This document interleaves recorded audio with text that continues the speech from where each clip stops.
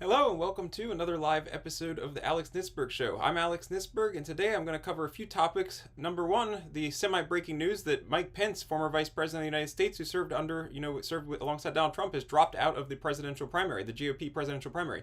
So that just happened today. Also, I'm going to be talking a bit about Israel and their war against Hamas and some information about that, and a number of other political items and some stuff as well. So thank you for joining me. Don't forget to give the show a thumbs up if you're enjoying it, and subscribe to this channel, and follow me over on X. You never know if YouTube might censor me at some point, so follow me somewhere else so that if I drop off of YouTube or whatever, you'll have it, and hopefully one day I can migrate somewhere where I don't have to even think about that. But thank you for joining me for this show. Let me go ahead and get started on the news. So like I said, there's X if you haven't followed me there. Like I said, Mike Pence has dropped out of the presidential primary. Let me show you a clip of what he said there. Traveling across the country over the past 6 months, I came here to say it's become clear to me this is not my time. So after much prayer and deliberation, I have decided to suspend my campaign for president effective today.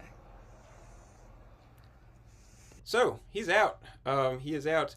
I mean, obviously, I think it was obvious to me, and probably obvious to all of you watching, that he had absolutely no chance of winning the presidential primary. But he's out now, so it hasn't even really started yet. The first the Iowa caucuses aren't until next. I think it's in January or maybe February. Let me look that up real quick. Whoops. When is Iowa caucus? January. So yeah, I mean, we're way far out still, but yeah, I mean, he had no shot. So he's out. And then here's a tweet from Ron DeSantis, Florida governor, who is also running for president, who said, Vice President Mike Pence is a principled man of faith who has worked tirelessly to advance the conservative cause. Casey and I appreciate Mike and Karen for their willingness to put themselves forward in this campaign and wish the Pence family well in their next steps. Yeah, so I mean, there's a number of issues with Pence. Like, I didn't really like his position.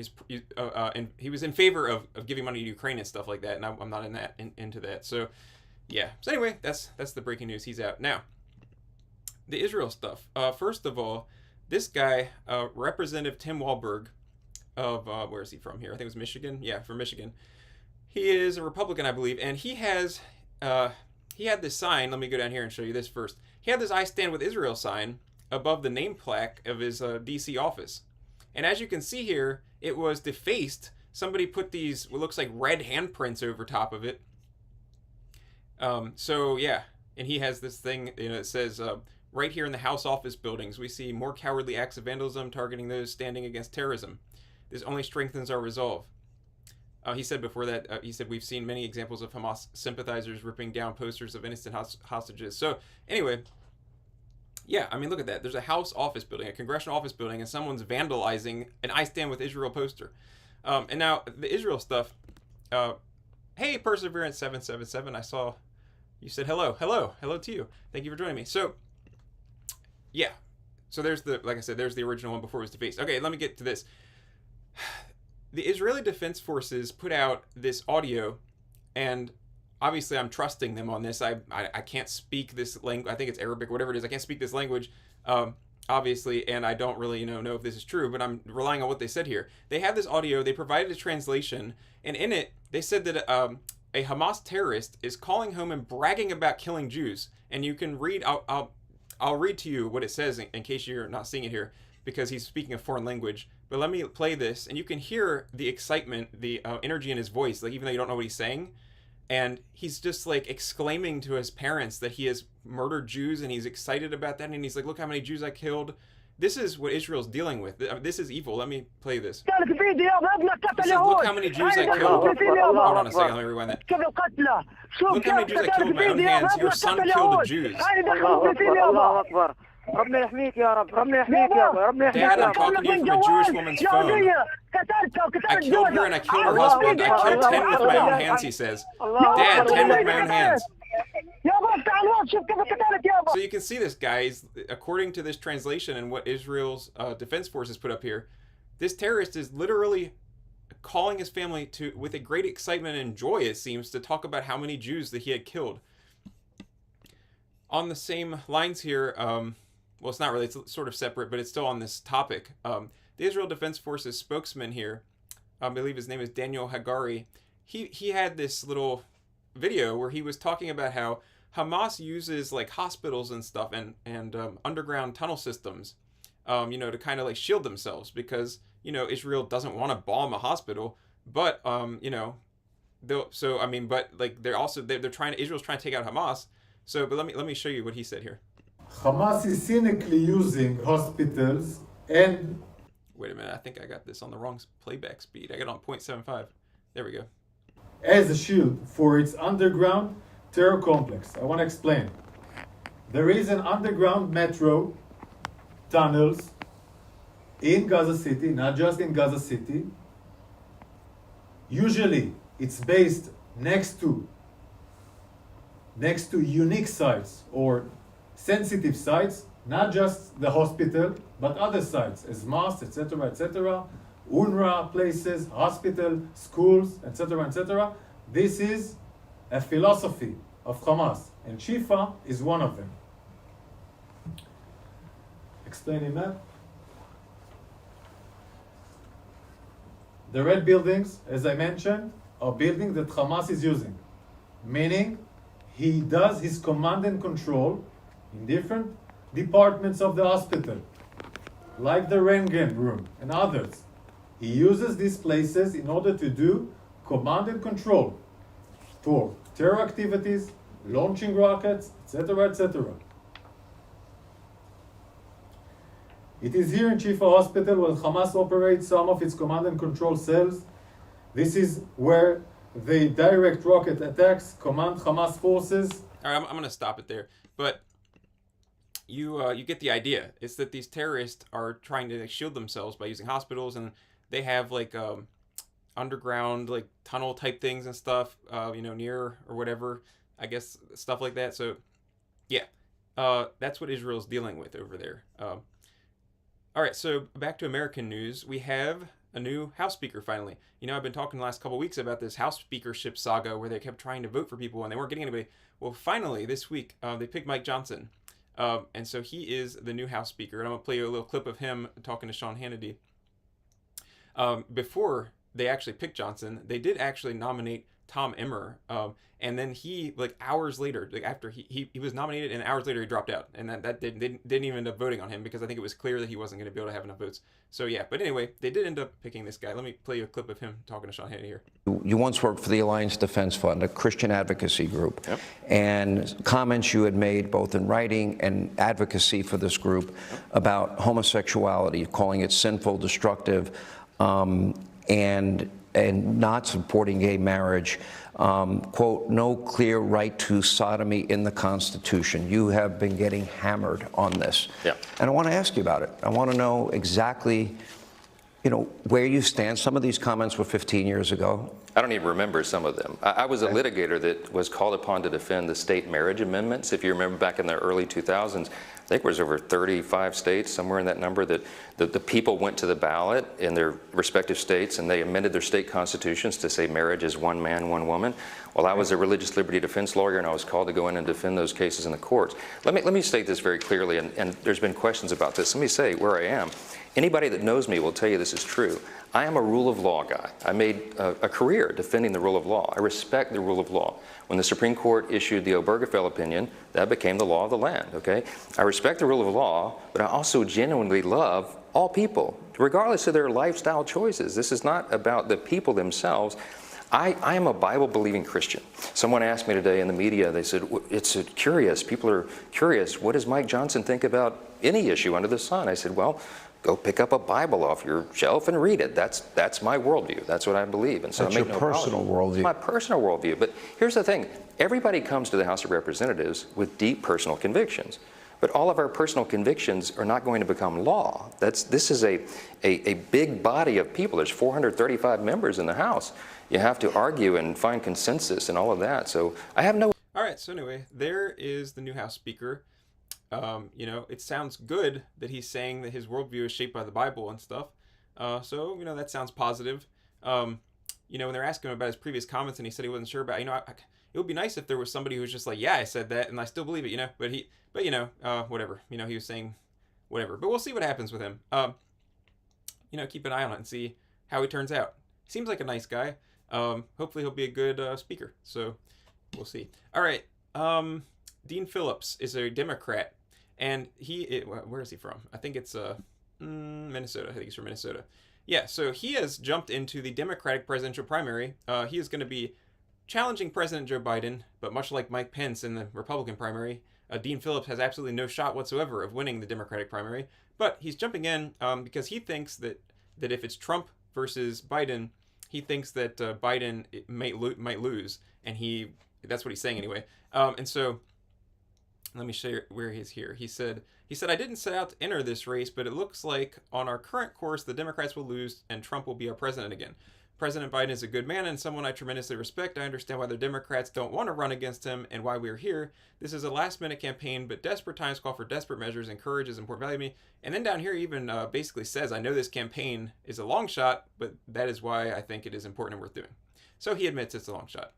I would say it's not just a long shot. He has no chance, because even if the Democrats decided to go with someone other than Biden, say Biden gets incapacitated or he decides to drop out or whatever, I don't think they're going to go with Dean Phillips. They're probably going to go with like Gavin Newsom or somebody, but I don't think it's going to be Dean Phillips. But anyway, just FYI, he's jumping in there. Now, RFK Jr., Robert F. Kennedy Jr., was running in the Democratic primary, but earlier this month he announced that he was going to declare himself as an independent candidate instead. He's apparently had an intruder arrested after climbing the fence at his house while he was at home. By the way, he was at home when this happened. The guy gets arrested, released, goes back to RFK Jr.'s house, gets arrested again a second time on the same day. I mean, how crazy is that? So it says here, on Wednesday, an intruder, this is on the press release on the Kennedy campaign website. On Wednesday, an intruder was arrested after climbing a fence at the residence of Robert F. Kennedy Jr. Protectors from Gavin DeBecker and Associates detected and detained the intruder, who asked to see the candidate. The intruder was turned over to LAPD. After being released from police custody, the man immediately returned to Kennedy's residence and was arrested again. The Kennedy was at home at the time of both arrests. So, yeah, that's weird.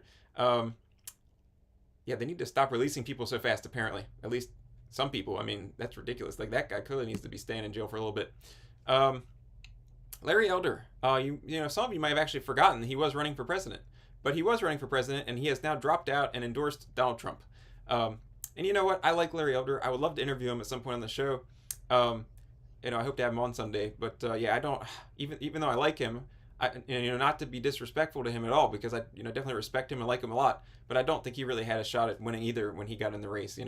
But I do wish he had become the governor of California during that recall election that they had with Newsom, but nope, the Californians decided that they wanted to retain Newsom. So, I don't know what to say for them. But anyway, yeah, so Larry Elder is someone I like a lot and respect, but he has dropped out and he's endorsed Trump. So he's gone. So Pence is gone, Larry Elder's gone, and Liz Cheney is not gone. I mean, she is gone. She's not in office anymore. She used to be the representative from Wyoming, and as you know, she was very anti-Trump and stuff. But she was against the whole, the January 6th and all that stuff. She was very against Trump. So, but anyway, she said that she is not ruling out a presidential bid. I don't really think she's going to run, but let me just show you that real quick. But you're not ruling out a presidential run? No, I'm not. Okay. There you go. She's not. So, yeah, I mean, you want to talk about somebody who's got no shot of winning in a GOP presidential primary. I mean, there is absolutely no way that if she got in, she probably wouldn't even be able to get on the debate stage, because they have certain fundraising and polling thresholds to get on the debate stage, and she is, as you would say, persona non grata, I believe, is that she's not popular in the Republican Party. So it's funny, but FYI, she says she's not ruling it out. I don't think it's going to happen, but maybe it will. Probably not. Gavin Newsom went to China and met with the Chinese president and talked about, among other things, climate change, because that's it's ridiculous, this climate change stuff. I keep replying to these things. Everybody on, people on Twitter are talking about the climate crisis this, the climate crisis that. My standard boilerplate response is now, there is no climate crisis. I just write that back. But he said here, there's a tweet here, it says, California and China are two of the world's largest economies. The reality is we cannot solve the climate crisis without working together. Despite our major differences, California is committed to stopping the greatest existential threat our planet has ever known. Could they be more dramatic? So, yeah, that's what's going on with him.